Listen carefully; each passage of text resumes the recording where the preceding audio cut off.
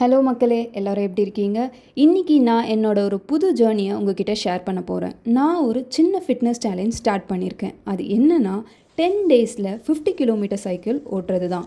கேட்கும்போது 50 கிலோமீட்டரா அப்படின்னு ஒரு பெரிய விஷயம் மாதிரி நம்மளுக்கு தோணும். ஆனால் அதை நான் தினமும் கொஞ்சம் கொஞ்சமாக பிரித்து பண்ணும்போது அது ரொம்ப ஈஸி டார்கெட்டாக மாறிடும். அதனால தான் இந்த சேலஞ்சு எனக்கு இது ஒரு பெரிய டார்கெட் மாதிரி தெரியல, பட் கன்சிஸ்டன்சியாக பண்ணணும்னு தோணுது. நம்ம டெய்லி லைஃப்பில் வீட்டு வேலை ஜாபு அதுக்கப்புறம் சோஷியல் மீடியா இதுக்கு நடுவில் நமக்குன்னு நேரம் ஒதுக்குறதே கொஞ்சம் கஷ்டமாக இருக்குது. அதனால தான் தினமும் கொஞ்சம் நேரமாவது சைக்கிள் ஓட்டணும், நல்ல உடம்பையும் ஃப்ரெஷ்ஷாக வச்சுக்கணுன்னு இந்த சேலஞ்சை நான் ஸ்டார்ட் பண்ணியிருக்கேன். இந்த ஜேர்னியை சிங்கப்பூரில் ஆரம்பிச்சிருக்கேன். உண்மையாகவே சொல்லணுன்னா சைக்கிள் ஓட்டுறவங்களுக்கு இந்த நாடு ஒரு சொர்க்கம் மாதிரி. எங்கே பார்த்தாலும் சுத்தமான ரோட்ஸ், நிறைய இடங்களில் சைக்கிள் ஓட்டுறவங்களுக்குன்னே தனியாக பாத்வே செட் பண்ணியிருக்காங்க.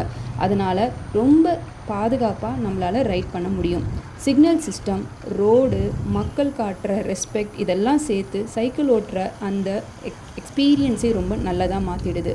அது மட்டும் இல்லை, சிங்கப்பூரோட அந்த பியூட்டியே வேறு லெவலுங்க. சைக்கிள் ஓட்டிகிட்டு போகிறப்போ ரோட்டுக்கு 2 பக்கமும் பெரிய பெரிய மரங்கள், நிறைய நேச்சர் பார்க்ஸு, சுத்தமான லேக்கு, அதுக்கப்புறம் பேர்ட்ஸோட சத்தம், காற்று பார்த்திங்கன்னா நல்லா சில்லுன்னு வரும் காலையில். ஸோ இதெல்லாம் சேர்த்து அந்த சைக்கிள் ஓட்டும் போது நல்ல அனுபவத்தை நம்மளுக்கு தருது.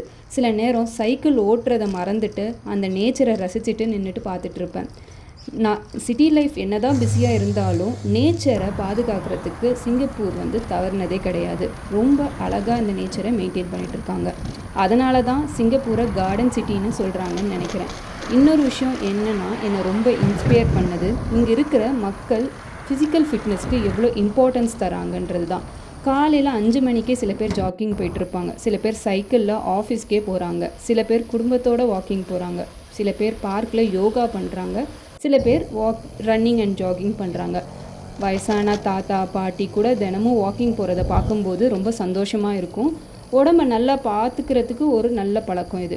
ஒரு கடமை அவங்க நினைக்கிறது எனக்கு ரொம்ப பிடிச்ச விஷயம். அதை பார்க்கும்போது நாமும் சும்மா வீட்டுக்குள்ளே உட்காந்துடக்கூடாது அப்படின்னு தோணுது. நம்மளையும் அறியாமல் ஒரு மோட்டிவேஷன் நம்மளுக்கு கிடைக்குது. அதனால தான் இந்த 50 கிலோமீட்டர் சேலஞ்ச் எனக்கு ஒரு நம்பரே கிடையாது. இது ஒரு புதிய லைஃப் ஸ்டைல் முயற்சினே சொல்லலாம். தினமும் கொஞ்ச நேரம் எக்ஸசைஸ், கொஞ்ச நேரம் நேச்சரோட ஒரு கான்வர்சேஷன், தினமும் உடம்பை நம்ம நல்ல ஒரு இன்வெஸ்ட்மெண்ட் மாதிரி இந்த சைக்கிளிங்கை பார்க்கலாம்.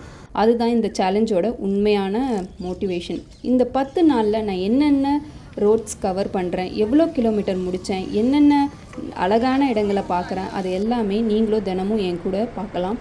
நீங்களும் இந்த ஜேர்னியோடு சேர்ந்து வாங்க. நீங்களும் ஒரு சின்ன சேலஞ்சு